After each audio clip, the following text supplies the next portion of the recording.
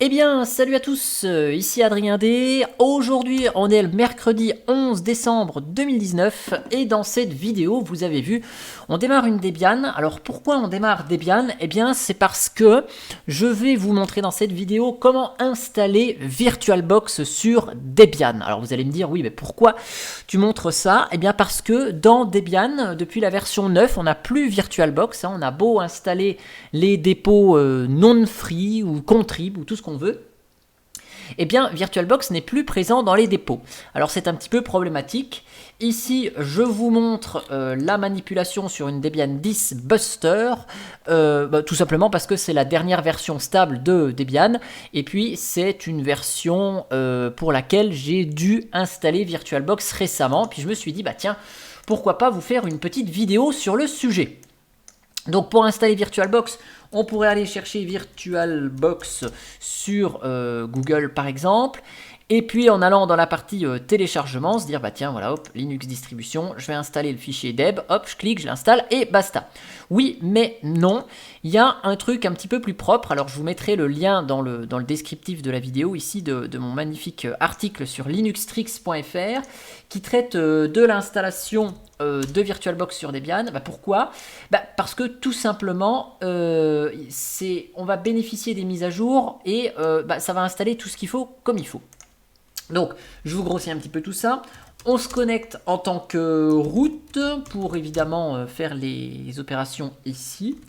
Donc, c'est assez simple en fait. Je vous ai remis le petit laïus ici qui dit que voilà, VirtualBox n'est plus présent depuis la version 9 de Debian dans les dépôts. Donc, ce qu'on va faire dans un premier temps, c'est pour ça que je vous mettrai le lien vers l'article, hein, c'est ici, on va ajouter les clés GPG des dépôts de VirtualBox. Voilà, donc là on ajoute avec ces deux commandes wget, un petit peu compliqué. On récupère les fichiers, les clés, hein, donc le Oracle VBox 2016 ASC et le Oracle VBox ASC. Et puis on redirige ça dans la commande aptk add pour ajouter la clé dans notre base de données apt. Une fois que c'est fait, on peut lancer cette commande hein, qui va faire ni plus ni moins. Alors, soit vous lancez cette commande-là, eh bien, elle ajoute le dépôt qui va bien. Soit vous copiez cette ligne-là et vous l'ajoutez dans etc apt source.list. Et en fait, vous voyez ici, ça rajoute juste cette ligne ici. Je vous mets ça en plus petit. Hop. Ça rajoute cette ligne-là, deb arch égale AMD64, donc cette ligne qui est ici, grâce à cette commande, ça l'ajoute directement dans le fichier apt source.list. Je vous ai fait cette commande plutôt que de dire d'éditer le fichier, pour la simple et bonne raison, c'est que vous voyez ici, il m'a mis automatiquement Buster. Il m'a mis automatiquement Buster, car la commande ici, lsb release-cs, va être exécutée. Et en fait, ça récupère le nom de code de Debian ici, ça récupère le buster. Vous savez, la fameuse commande lsb release-a vous remet plein d'informations. Et bien ici, le cs permet de récupérer le codename de version ici si vous mettez C, ça vous récupère codename Buster, et donc si vous voulez la version courte, eh bien vous avez juste CS, ça remplace par Buster. Comme ça, ça fonctionne sur Debian 9 et ça fonctionnera sur Debian 11, ce petit tutoriel. Une fois que notre dépôt il est ajouté, on a fait un apt update, hein, bien sûr, pour ici mettre à jour les dépôts.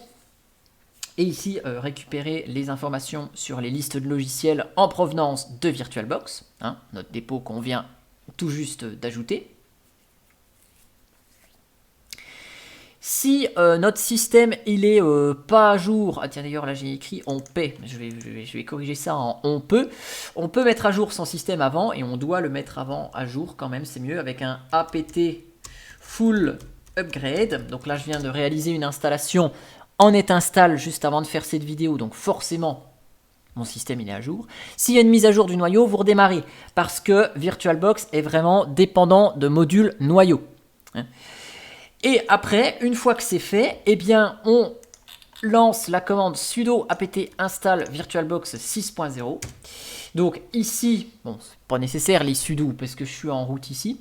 Mais vous voyez, ça va installer donc VirtualBox version 6.0. Je vais essayer de le trouver quelque part par là. Voilà, VirtualBox ici. Donc ces paquets seront installés. Et bien, VirtualBox va compiler ici les modules noyaux à la volée. Donc vous voyez, c'est pour ça que ça va nous récupérer GCC, les kernel headers et compagnie. C'est pour ça qu'on doit bien être démarré sur le noyau sur lequel on va effectuer l'installation. Sinon, si vous faites l'install et puis que vous redémarrez sur un nouveau noyau, vous aurez une petite ligne de commande qui vous sera suggérée à taper par VirtualBox. Donc là, il va nous installer les dépendances qu'il a téléchargé ici chez Esslingen, et puis il va nous installer dans la foulée VirtualBox.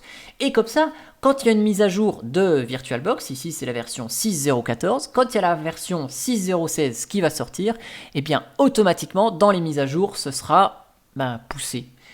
Et vous allez mettre à jour votre système, et bien hop, vous bénéficierez de la mise à jour de VirtualBox comme si c'était un paquet installé traditionnellement dans Debian. Une fois que c'est fait, VirtualBox va être installé et va être fonctionnel. Je vais vous le montrer ici. Et si vous voulez, vous pouvez après installer l'extension pack qui permet d'ajouter des fonctionnalités pour les ports USB 2, USB 3. Vous avez plein de choses supplémentaires avec l'extension pack. Donc là, si je tape VirtualBox, on voit ici qu'on a VirtualBox. Donc si je fais une nouvelle machine, test. Donc là, je vais charger dans le lecteur CD. J'ai toujours le lecteur CD de la Debian. Test deb, par exemple. Suivant. Je crée ma machine virtuelle. OK. Donc là, je démarre. Là, je lui dis d'utiliser le lecteur CD hôte. Et normalement, il utilise. Hop, voilà. Et donc là, cette fois-ci, je peux ici lancer l'installation de ma Debian. Et je peux utiliser mes machines virtuelles sans aucun souci. Donc ça, il n'y a pas de souci. Maintenant, ça marche. C'est rigolo, hein, la virtualisation dans la virtualisation. Donc ça marche. Par contre, ici, vous n'avez pas l'extension pack. Donc l'extension pack d'Oracle, il n'est pas disponible ici. Donc soit vous allez le télécharger sur le site d'Oracle et vous l'installez avec un double clic en graphique. Soit je vous propose ici des petites lignes de commande tant qu'on est dans le terminal. Donc là, c'est une petite astuce. Vous définissez la variable vboxver pour la version de VirtualBox. Et comme ça, mes deux commandes ici qui sont faites là, fonctionnent vu que ça va remplacer le numéro de la version. Plutôt que de modifier les lignes de commande dans le tutoriel, grâce à cette petite ligne qui est mise ici, ça va récupérer, à la place de $vboxver, ça va récupérer le 6.0.14. Hop, on lance ça. Ça récupère l'extension pack. On lance cette petite commande magique qui va lancer la commande vboxmanage et qui va installer l'extension pack précédemment téléchargée. Hop, on fait un yes parce qu'on accepte les termes de la licence. Et magie, le Oracle extension pack de VirtualBox, il est installé. Et maintenant, si je démarre VirtualBox ici, et que je vais voir ce qui se passe dans les paramètres extension, l'extension pack est installée. Et du coup, dans les ports USB, maintenant, je peux affiner et avoir le contrôleur USB, USB 3. Et tout ça, ça fonctionne. Alors, vous allez me dire, c'est bien, VirtualBox, il est installé, mais des fois, on a des petits messages d'erreur un peu bizarres en provenance de VirtualBox. Je vous montre que en installant VirtualBox par cette méthode, même si on redémarre la Debian, les modules sont automatiquement chargés au démarrage et VirtualBox est pleinement fonctionnel. Hop. Donc, je redémarre là. Et maintenant, je relance VirtualBox. Tac. Je lance ma machine virtuelle. Et, oh magie, VirtualBox fonctionne toujours aussi bien. Voilà. Et là, je peux relancer mon install comme je l'ai montré tout à l'heure. En tout cas, j'espère que cette petite vidéo tutoriel vous aura plu sur l'installation de VirtualBox dans Debian. Je vous mets le lien de l'article linuxtricks.fr dans le descriptif de la vidéo. Et moi, je vous souhaite une excellente journée, une excellente soirée, une excellente nuit, ou peu importe, d'excellentes vacances, peu importe quand vous verrez cette vidéo. J'espère qu'elle vous a plu. Et moi, je vous dis à bientôt pour une prochaine vidéo. Allez, ciao ciao!